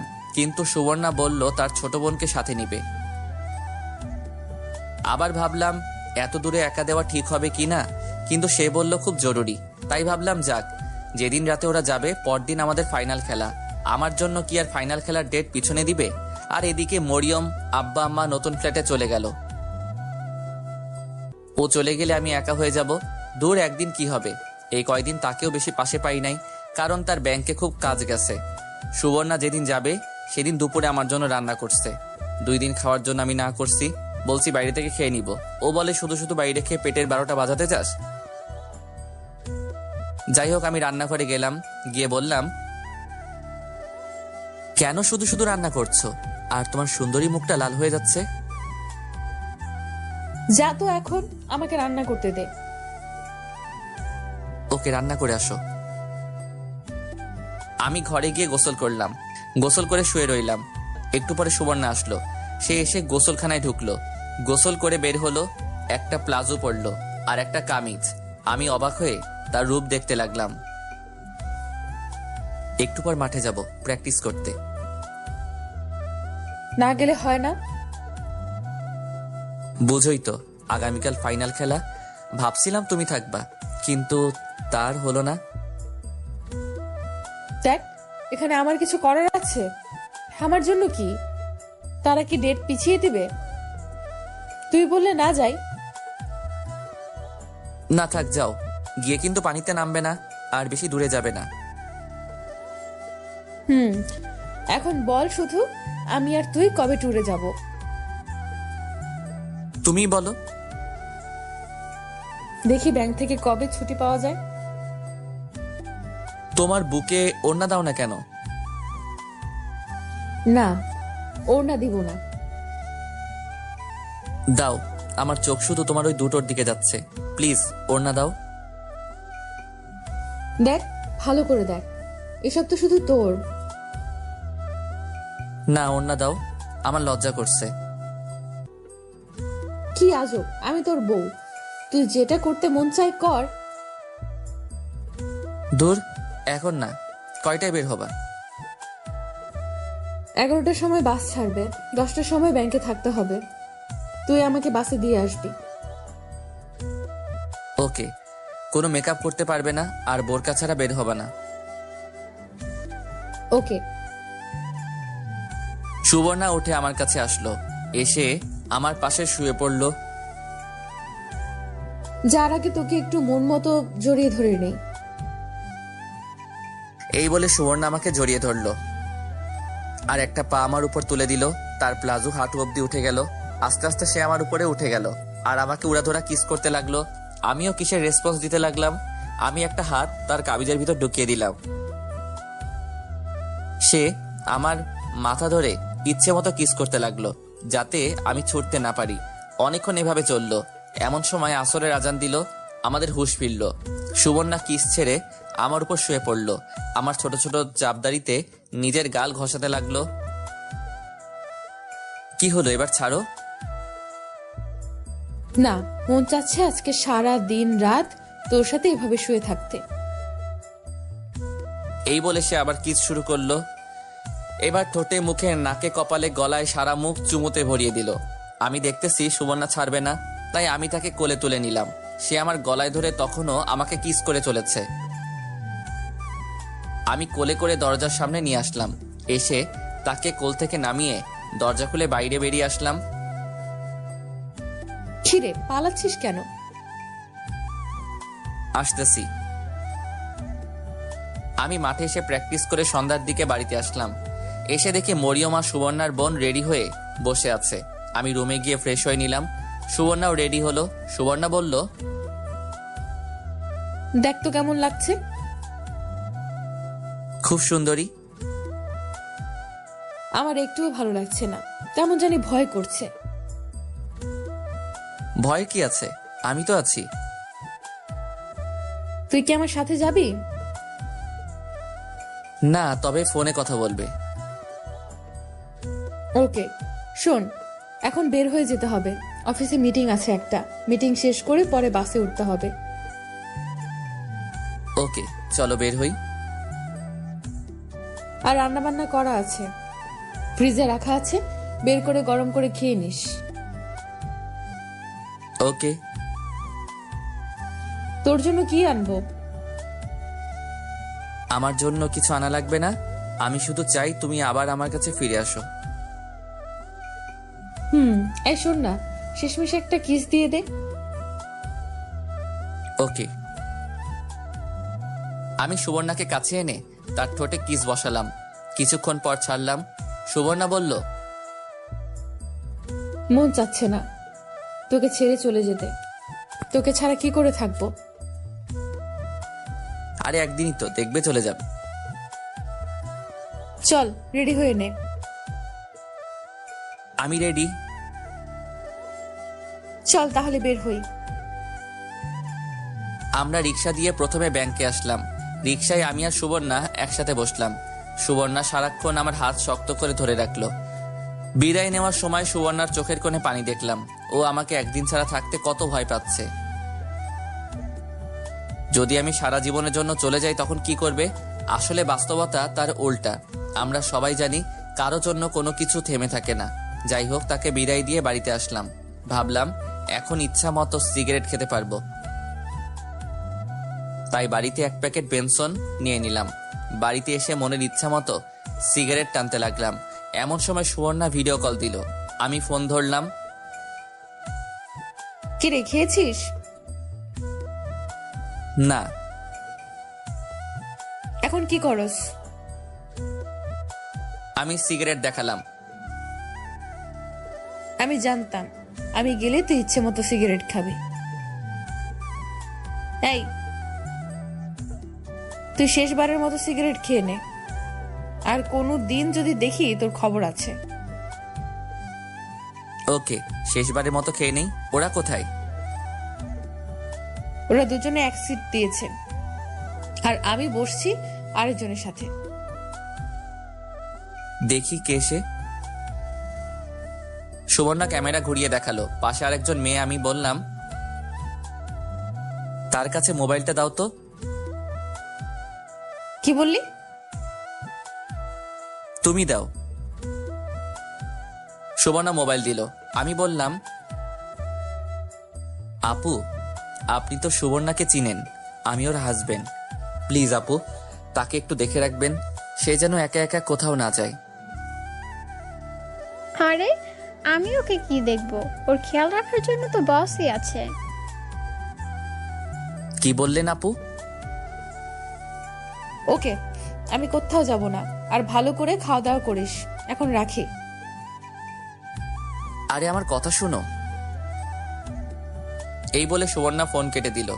আমি ওই মেয়েটার কথা স্পষ্ট শুনতে পেয়েছি। আমি ভাবছিলাম সুবর্ণা আগের মতো কি এখনো বসের সাথে কথা বলে। আগে ভাবছিলাম আমি তাকে ইগনোর করাতে সে বসের সাথে টাইম পাস করে, কিন্তু তারপর থেকে তো আমি তাকে আর ইগনোর করিনি। সুবর্ণা কি ইচ্ছে করে বসের সাথে আলাপ করে আমার যেদিন ফাইনাল খেলা সেদিন তাদের ট্যুর দিল, যাতে আমি না যেতে পারি আর তারা মনের মতো আনন্দ করতে পারে। কিন্তু সুবর্ণার আচার আচরণে তো সেরকম কিছু বোঝার উপায় নেই। তাহলে কি সুবর্ণা আমাকে ধোঁকা দিল? আমি বিশ্বাস করতে পারছি না। ভাবলাম এখন তাকে এসব বলে রাগারাগি করে লাভ নেই, পরে ওইখানে গিয়ে কোনো অঘটন ঘটাতে পারে। তার চেয়ে ভালো সে বাড়িতে আসুক, তারপর তাকে ঠান্ডা মাথায় জিজ্ঞেস করব। আমি আরেকটা সিগারেট খেলে মাথাটা একটু টেনশন মুক্ত হলো। পরে ঘুমিয়ে গেলাম। পরদিন সকালে সুবর্ণার সাথে একটু কথা বললাম। বিকেলের দিকে ফাইনাল খেলা হলো, যেখানে আমাদের পারফরমেন্স অনেক ভালো হলো, যার কারণে আমরা ম্যাচটা জিতে যাই 2-1 গোলে। সন্ধ্যার পরে শুয়ে মোবাইল টিপতেছিলাম। আমাদের জিতার কয়েকটি ছবি সুবর্ণাকে হোয়াটসঅ্যাপে দিলাম। সুবর্ণাকে বুঝতে দিলাম না আমার মনের কথা। ভাবলাম ফেসবুকে কয়েকটি ছবি আপলোড দেই। ফেসবুকে ঢুকে টাইমলাইন চেক করছিলাম। একটা পোস্টের উপর আমার চোখ আটকে যায়। দেখি সুবর্ণা আর তার বস একসাথে ছবি তুলে ফেসবুকে পোস্ট করেছে। আইডি চেক করে দেখি তার বসের আইডি। আমার কলিজায় গিয়ে আঘাত লাগলো। এটা আমি কি দেখছি? আমার কেন জানি বিশ্বাস হচ্ছে না। সুবর্ণা এমন কাজ কি করে করতে পারলো? কেন জানি অনিচ্ছা সত্ত্বেও চোখ দিয়ে পানি বের হচ্ছে। এখন তাকে কিছু বলবো না, সে ঠিক মতো বাড়িতে আসুক, পরে না হয় এটার ফয়সালা করব। পরদিন রাতে সে আসলো। আমি দরজা খুলে দিলাম। আসলে আমি আবার ঘুমিয়ে গেলাম। সুবর্ণা তার পাশের মেয়েটার প্রতি প্রচন্ড রাগ হচ্ছে। সাকিবের ফোন কেটে দিয়ে সুবর্ণা বলল, আমার খেয়াল রাখার জন্য বস আছে, এই কথার মানে কি? তো বসই তো আপনার ভালো খেয়াল রাখে, সারাক্ষণ বসের অফিসে বসে থাকেন। কখন দেখছেন আপনি? কয়দিন আগে দেখেছি না। তো এই কথা আপনাকে কে বলছে? আমার হাজবেন্ডকে বলতে। বোকা পাইয়া সুন্দর একটা ছেলেকে বিয়ে করে ফেলেছেন, তার সত্য কথা জানা উচিত না? চুপ! যত সব ফালতু। কেন যে বস এদেরকে ব্যাংকে চাকরি দেয়? খালি মানুষের সংসারে ঝামেলা করার জন্য বসে থাকে। এখন তো ফালতু বলবেনি, কারণ সত্য কথা বলছি না। একটা কথাও বলবেন না। সুবর্ণাদের কক্সবাজার আসতে সকাল হয়েছে। সবাই হোটেল বুকিং করে রুমে চলে গেল। একটু পর মরিয়ম তারা বলল বিচে যাবে। সুবর্ণা তাদের নিয়ে বিচে আসলো। বিচে তারা এসে অনেক খুশি। সুবর্ণা তাদের বলে দিল পানিতে না নামতে। একটু পর খেয়াল করলো তাদের অফিসের অনেকেই বিচে আসলো। অনেকেই তাদের ওয়াইফকে নিয়ে, আবার একা ছেলে মেয়ে নিয়ে। কে জানি সুবর্ণা বলে ডাক দিল। সুবর্ণা চেয়ে দেখে তার বস বলল, তোমার জামাই কোথায়? সে আসেনি। এমন একটা ট্যুরে তোমাকে সে একা আসতে দিল? স্যার, ও একটা টুর্নামেন্টের ফাইনাল খেলা আছে, সেজন্য আসেনি। সে তোমার হাজবেন্ড হয়, তার কাছে খেলা বড় নাকি তুমি বড়? তার আসা উচিত ছিল। আমার মনে হয় সে তোমাকে ভালোবাসে না। দেখো, সে এখনো ছোট, সে এখনো তোমার গুরুত্ব বোঝে না। প্রয়োজন ফুরিয়ে গেলে তোমাকে ছুঁড়ে ফেলে দিবে। না স্যার, ও এমন না। চলো এদিকটাই যাই। চলো একটা ছবি তুলি।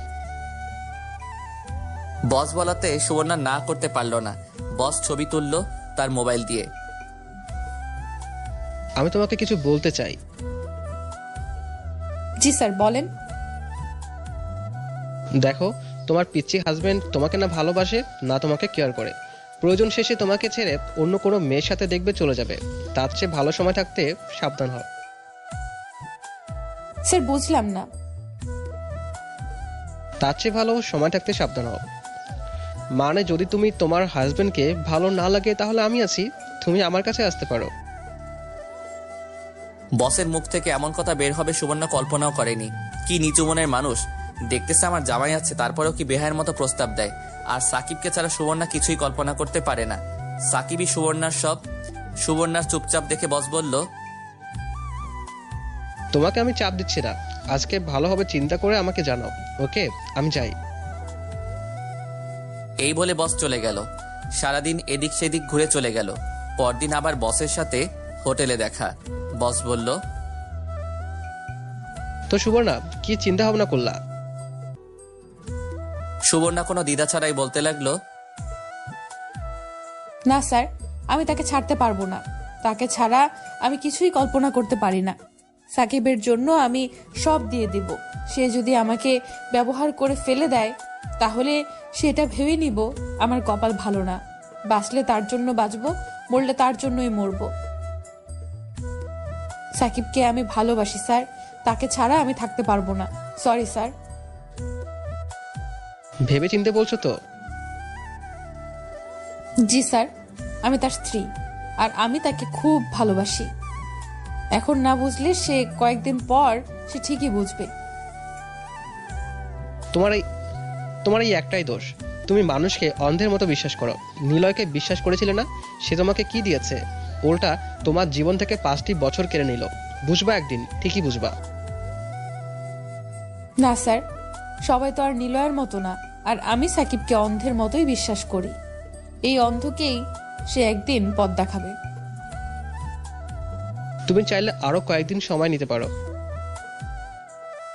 না স্যার, আমার আর সময় লাগবে না। এটাই আমার ফাইনাল সিদ্ধান্ত। আশা করি এই বিষয়ে আমাকে আর বিরক্ত করবেন না। Are you sure?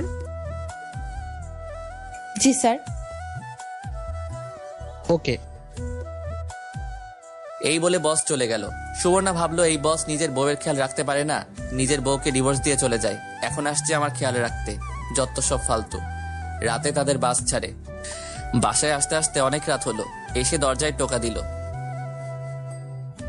সাকিব দরজা খুলে দিল। সাকিব কিছু না বলে আবার ঘুমিয়ে গেল। সুবর্ণাও ফ্রেশ হয়ে সাকিবের পাশে শুয়ে পড়ল। সকালে ঘুম থেকে উঠে দেখি সুবর্ণা আমাকে জড়িয়ে ধরে দিব্যি ঘুমাচ্ছে। আমার তার মুখের দিকে তাকালাম। ভাবলাম নিষ্পাপ মুখ, মিথ্যা বলতে পারে না। ভাবলাম এখন ঘুমাক, পরে জিজ্ঞেস করব। আমি গিয়ে ফ্রেশ হয়ে নাস্তা রেডি করলাম।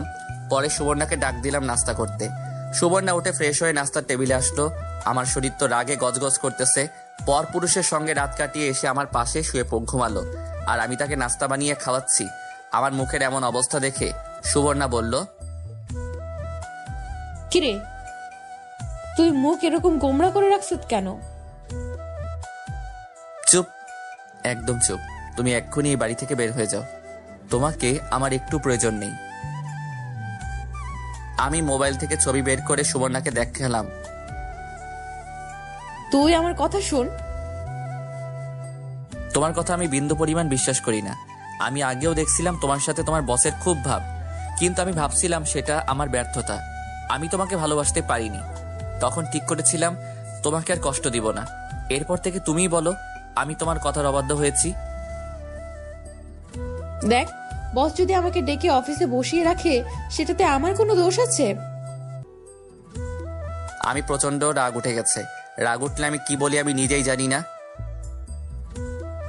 এখন বস যদি বলে চলো রুম ডেটে যাই, তখনও বলবা বস বলছে না করতে পারি না। ছি ছি সুবর্ণা, ছি। আমি তোমাকে সত্যি ভালোবেসেছিলাম। আর কক্সবাজার গিয়ে তোমরা গিয়ে কি করছো আল্লাহই জানে। তোমার সাথে আমি এক মুহূর্ত থাকবো না। এক্ষুনি এই বাসা ছেড়ে চলে যাও। তুই মাথা ঠান্ডা কর, আমি তোকে ব্যাপারটা বুঝিয়ে বলছি। এখন কত কিছু বানিয়ে বলবা। আমি উঠে রুমে চলে আসলাম। এসে সিগারেট ধরাইলাম। সুবর্ণা আমার পাশে এসে বসলো আর বলল, একটা কথাও বিশ্বাস করি না আমি। সুবর্ণা আমাকে পিছন থেকে জড়িয়ে ধরলো, বলল, আমি তোকে সত্যি বলছি, আমি তোকে অনেক ভালোবাসি। তোকে ছাড়া আমি বাঁচবো না।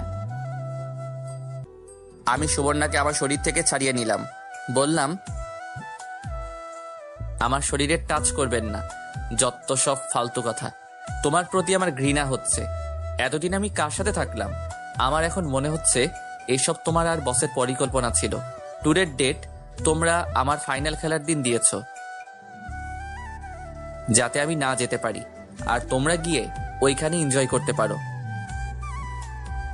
আমি সত্যি বলছি, এরকম কিছু ছিল না। প্লিজ আমাকে বিশ্বাস কর। তোমার কোনো কথা আমি বিশ্বাস করি না। তুমি এক্ষুনি চলে যাও। তুমি আমাকে এতদিন ব্যবহার করেছো। আল্লাহর দোহাই লাগে, আমাকে বিশ্বাস কর সাকিব। এই বলে সুবর্ণা কাঁদতে লাগলো। তুমি এক্ষুনি বাড়ি থেকে চলে যাও। সুবর্ণা কেঁদে বলতে লাগলো, প্লিজ আমাকে বের করে দিস না। তুই আমাকে মার বক যেটা মন চায় কর, প্লিজ আমাকে বের করে দিস না।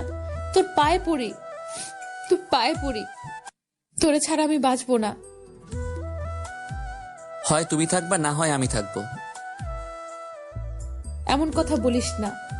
যদি আমার কোনো ভুল থাকে তাহলে আমাকে মাফ করে দে, আমাকে তাড়িয়ে দিস না। সুবর্ণা কাঁদতে কাঁদতে কাশতে লাগলো আর বলল, তুই যেভাবে বলবি সেভাবেই চলবো। তুই বললে আমি চাকরি ছেড়ে দেব। এখন এত দরদ দেখানো লাগবে না, এখন আমার চোখের সামনে থেকে যাও। সুবর্ণা আমার চোখের সামনে থেকে চলে গেল। অন্য এক রুমে গিয়ে কাঁদতে লাগলো। আমি বাইরে যাব বললাম, আমি বাইরে যাচ্ছি, এসে যেন তোমাকে না দেখতে পাই। এই বলে আমি বাইরে চলে আসলাম। আমার এক মনে বলতেছে সুবর্ণা সত্যি বলছে, আরেক মনে বলছে মিথ্যা বলছে, কারণ আমি আগেও দেখেছি বসের সাথে সুবর্ণাকে। তারপরে ওই মেয়েটা বলল, তারপর আবার ফেসবুকে ছবি পোস্ট। যদি কিছুই না থেকে থাকে তাহলে তার বস শুধু শুধু কেন ছবি পোস্ট করবে? আর সে কেন তার বসের সাথে ছবি তুলবে? বস বললেই হলো? না, আমার মাথা কাজ করছে না। আমি কিভাবে যাচাই করব সুবর্ণা সত্যি বলছে? দূর, দেখি কি হয়।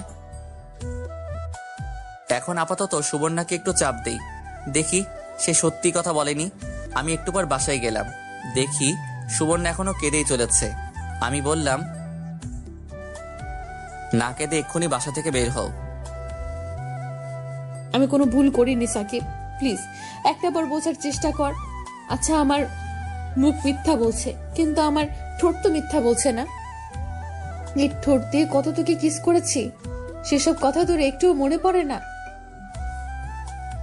আমি ভাবলাম সে তো ঠিকই বলছে, তাকে কত কিস করেছি, একটি বারও তো আমাকে ফিরিয়ে দিল না। উল্টা সে আমাকে কত কিস করছে। এগুলো করার সময় আর দ্বিধা কাজ করেনি। সে হয়তো সত্যি বলছে, কিন্তু আমার বিশ্বাস হচ্ছে না। না, আমাকে শিওর হতে হবে, পরে আবার কোনো বিপদ হবে। আমি বললাম, এখন কত উসিলা দিবা? আরেক পুরুষের সাথে রাত কাটিয়ে এখন এখানে এসে যুক্তি দাও? সাকিব, তুই নিজের চোখে দেখছো? না।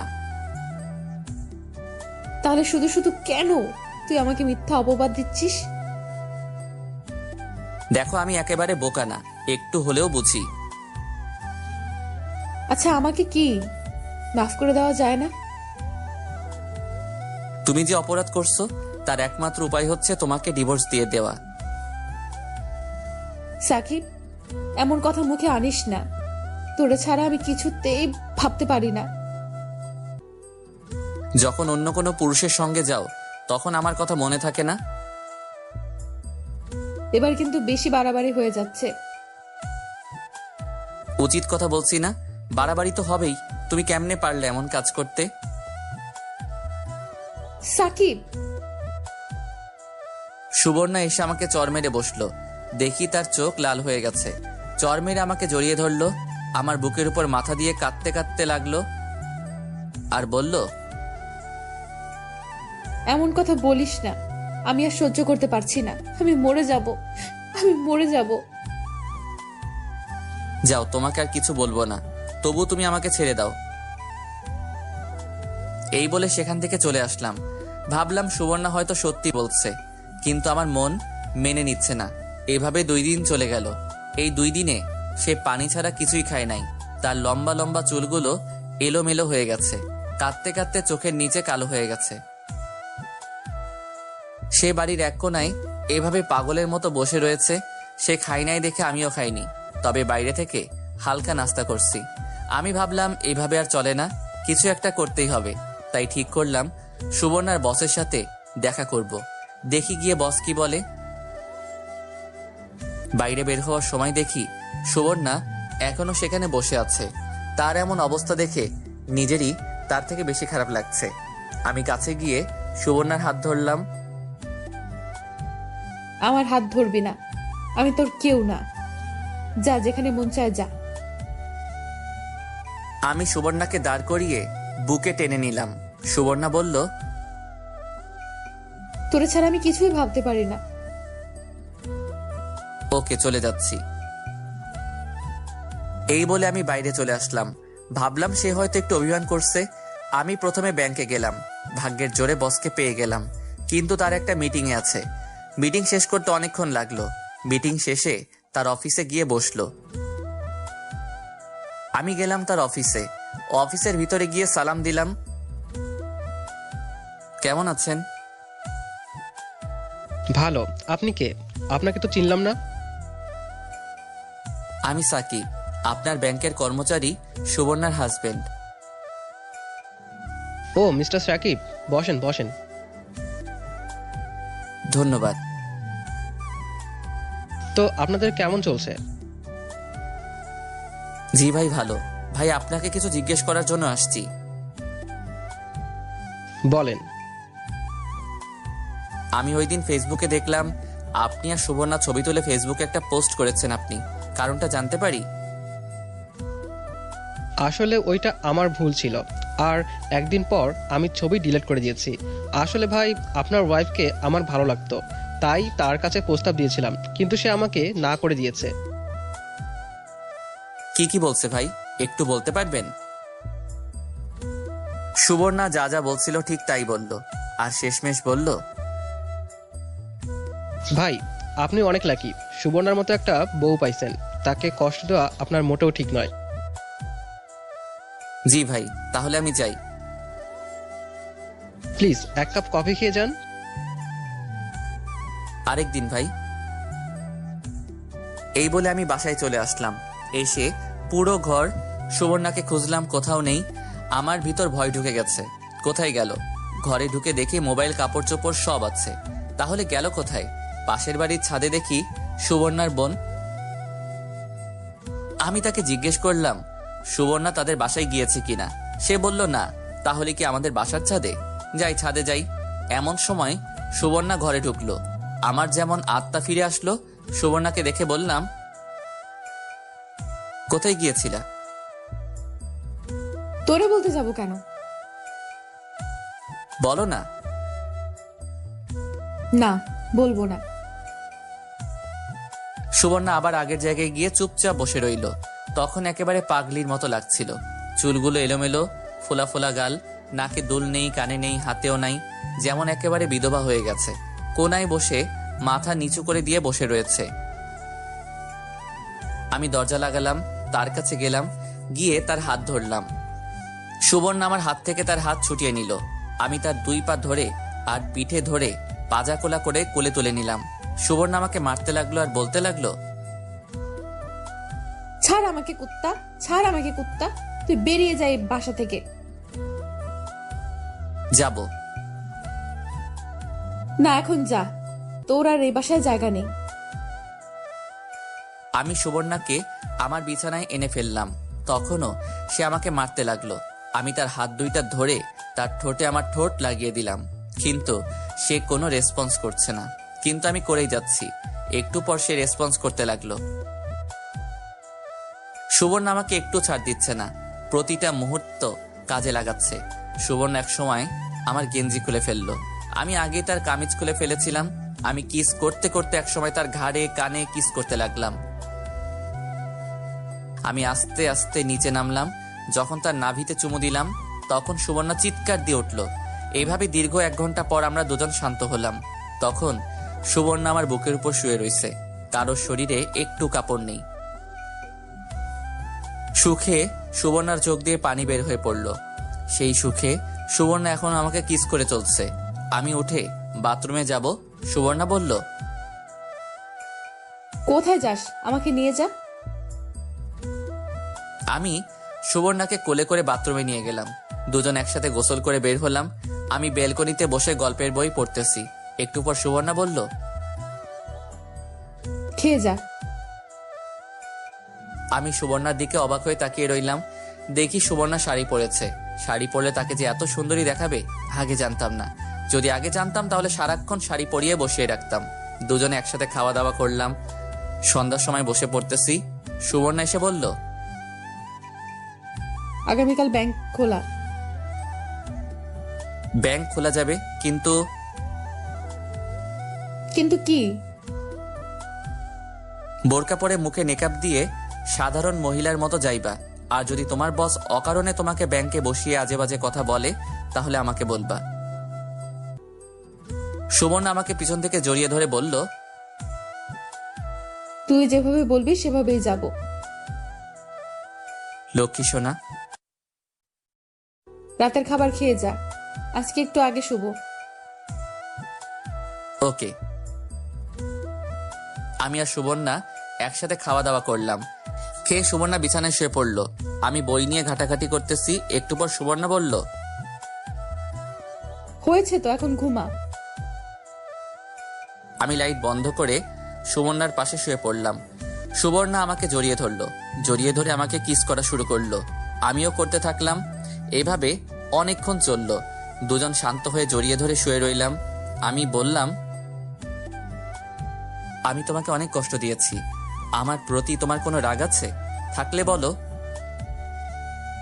তোর প্রতি আমার কোনো রাগ নেই। প্রতিদিন রাতে এই কিছুক্ষণের জন্য তোকে পাইলে চলবে আমার। এতেই আমি খুশি, আর কিছু চাই না আমি। আমি তোমার জন্য সারা দিন রাত আছি। চল না, এখন একটা বেবি নেই? ওকে সুইটার। একটা কষ্ট আমার বুকে এখনো আছে। কিসের কষ্ট আমাকে বলো। আমার জীবন থেকে নিলয় 5 বছর কেড়ে নিল। আমি কিছুই করতে পারলাম না। উল্টা সে এখন আনন্দের সংসার করছে। করুক, তাতে আমাদের কি? তোমার কষ্ট দেখার জন্যই তো আমি আছি। তুই চিন্তা ভাবনা করছ 5টি বছর সে আমার জীবন থেকে কেড়ে নিল। এমন যদি তোর সাথে হতো? এখন তুমি কি করতে চাচ্ছ? আমি এর প্রতিশোধ নিতে চাই। পাগল নাকি? শুধু শুধু ঝামেলার প্রয়োজন আছে? না, আমি এই মনটাকে একটু শান্তি দিতে চাই। বলো তুমি কি চাও? তোমার কথায় শান্তি দরকার, আমি দিব। না, আমি প্রতিশোধ নিবই। নিলয়কে দেখলেই আমার শরীরটা কাটা দিয়ে ওঠে, সাথে তার বউকে দেখলে। বাদ দাও না, ওরা ওদের মতো, আমরা আমাদের মতো। না, তুই বুঝতে পারতেছ না। ওকে, তুমি কি চাও আমাকে খুলে বলো। আমি চাই তুই গিয়ে নিলয়কে বলবি তোর বউ ভালো না, কলেজ লাইফে অনেক ছেলের সাথে ঘুরোঘুরি করছে, হ্যান ত্যান আজ এরা যত কিছু মনে চায় বানিয়ে বলবি। আর আমি তার বউয়ের কাছে গিয়ে নিলয়ের নামে যত সব আজাইরা কথাবার্তা বলে তাদের মধ্যে ঝগড়া লাগিয়ে দিব। এরপর দুজনে এই বাসা ছেড়ে আমাদের সেই বাসায় চলে যাব। এটা কি ঠিক হবে? ঠিক হবে। নিলয়ে এটারই যোগ্য। ওকে, বলবো নে। কবে এই বাসা ছাড়বি? তুমি বলো। এই মাস শেষ করে। যেদিন বাসা ছাড়বো এর আগের দিন নিলয়দের মধ্যে ঝামেলা লাগিয়ে দুজনে ভাগবো। ওকে, কিন্তু আজকে রাতে তুমি ঘুমাতে পারবা না। কেন? এই না না, আমার সত্যিই ঘুম ধরছে। রাখো তোমার ঘুম। এই বলে আমি সুবর্ণার উপর উঠে গেলাম, কিস করতে লাগলাম। ওই দিন রাতে সুবর্ণা ঘুমাতে পারে নাই আমার জ্বালায়। সকালে ঘুম থেকে উঠে আমাকে মারবে নাকি কাঁদবে নাকি হাসবে কিছুই বুঝতে পারছে না। অবশেষে আমাকে মারতে লাগলো। আমি তাকে কোলে তুলে নিলাম, নিয়ে তাকে দেয়ালে ঠেস দিয়ে দাঁড়ালাম, আবার কিস করতে লাগলাম। সুবর্ণা বলল, ছাড়বি আমাকে? আজকে ব্যাংক থেকে ছুটি নাও না। বস ছুটি দিবে না। ট্রাই করে দেখো না। নে তোর ফোন দিয়ে বল আমার শরীর ভালো না। আমি তার বসকে ফোন দিলাম।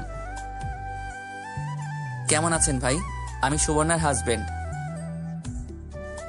জি ভালো, আপনি কেমন আছেন? আমি তো ভালো, কিন্তু সুবর্ণার শরীরটা ভালো না। ওর খুব বমি বমি ভাব আর জ্বর। তার কি আজকে ছুটি দেওয়া যাইবে? তাকে মোবাইলটা দেন। সে এখন ঘুমাচ্ছে। ওকে, আগামীকাল যেন সঠিক টাইমে চলে আসে। ওকে। সুবর্ণা ছুটি পেয়ে নাচতে লাগলো এবং লাফ দিয়ে কোলে উঠে গেল। আমি টাল সামলাতে না পেরে বিছানায় পড়ে গেলাম। সেখানে আমাকে পাগলের মতো কিস করতে শুরু করলো। ওই দিন আমি তার জ্বালায় ঘুমাতে পারিনি। এভাবে মাসের শেষে চলে আসলো। এই কয়েকটা দিন আমরা খুব মজা করেছি। সুবর্ণা শিখিয়ে দিল নিলয় ভাইকে গিয়ে কি কি বলতে হবে। আমি নিচে গিয়ে নিলয় ভাইয়ের জন্য অপেক্ষা করছিলাম। একটু পর নিলয় ভাই আসলো। আমি বললাম, ভাই একটু কথা বলা যাবে? বলো। আপনার বউয়ের নাম সোনিয়া না? আপনার বউ ওই দিন আমার সামনে পড়ছিল। আপনার বউকে দেখে আমার পুরনো দিনের কথা মনে পড়ে গেছে। মানে কি? ভাই, এই বাসায় আসার আগে আমি এই কলেজে পড়তাম। ওই কলেজে সোনিয়া পড়তো। তো হয়েছেটা কি? ভাই, ওর নামে কলেজে অনেক সুনাম ছিল। সুনাম থাকতেই পারে, ও খুব ভালো ছাত্রী ছিল। কে বলেছে আপনাকে? একদম বাজে ছাত্রী ছিল, আর 1 নাম্বারের বদমাইশ ছিল। কত ছেলে যে তার জন্য কলেজ ছাড়ছে হিসেব নেই। আর কত ছেলের সাথে যে রুম ডেটে গিয়েছে তারও কোনো হিসেব নাই। পরীক্ষার আগে স্যারদেরকে ভয় দেখিয়ে প্রশ্ন নিয়ে ভালো রেজাল্ট করত। তার আগের কথাগুলো মনে হলে আমার শরীর কাঁটা দিয়ে ওঠে। যত সব ফালতু কথা। ভাই, বুঝবেন এক সময়। জানি, তুমি এখন যাও তো। আমি চলে আসলাম। বাসায় এসে সুবর্ণাকে সব বললাম। আমাদের কাজ শেষ। আমি নিলয়ের নামে যত সব মিথ্যা কথা বানিয়ে তার বউয়ের কানে দিয়ে এসেছি। এখন তাদের ঝগড়া দেখে কে? আমার যে কি খুশি লাগতেছে। যদি তাদের ঝগড়াটা একটু শুনতে পারতাম তাহলে মনটা আরো শান্তি লাগতো। মনে হয় না নিলয় ভাই আমার কথা বিশ্বাস করছে। না করুক, কিন্তু সন্দেহ তো করবে। এখন আমাদের কাজ শুধু কেটে পড়া। সেটাই। সুবর্ণা বলল, পরদিন আমরা আমাদের বাসায় চলে আসলাম সবকিছু নিয়ে। এদিকে আমার পরীক্ষা শেষ হলো। এখন চাকরি ইন্টারভিউ দিতেছি। সুবর্ণাদের অফিসে বলে ঢুকানো যাবে না। 4টা মাস চাকরির জন্য ঘুরলাম। এই রেজাল্টে চাকরি হবে না। বাধ্য হয়ে হাল ছেড়ে দিলাম। এদিকে সুবর্ণার পেটে বাচ্চা চলে আসলো। পরে আমি আব্বার কাছ থেকে কিছু টাকা নিয়ে সুবর্ণা কিছু টাকা দিয়ে একটা ব্যবসা দেই, মোবাইলের দোকান। তখন সুবর্ণাকে বললাম চাকরি ছেড়ে দিতে। সুবর্ণা বলছিল আরো চাকরি করবে। আমি বললাম, তুমি এতদিন কষ্ট করছো, এখন বসে রেস্ট নাও আর আমাদের বেবিটার যত্ন নাও। সুবর্ণা আমার কথা শুনলো। কিছুদিন পর আমাদের একটা ছেলে হলো। তখন আমার খুশি দেখে কে? একটা জিনিস আমার কাছে অবাক লাগলো, এই একটা উপহার দেওয়ার জন্য সুবর্ণা কত কষ্ট করলো। নিলয় ভাইয়ের কাছ থেকে ধোকা খেয়ে আমার কাছে আসলো, আমাকে না জানিয়ে বিয়ে করলো, আমার কাছ থেকে কত কষ্ট পেল।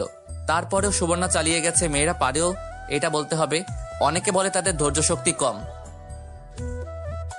স্বামীকে এই একটা উপহার দেওয়ার জন্য তারা কত কষ্ট সহ্য করে।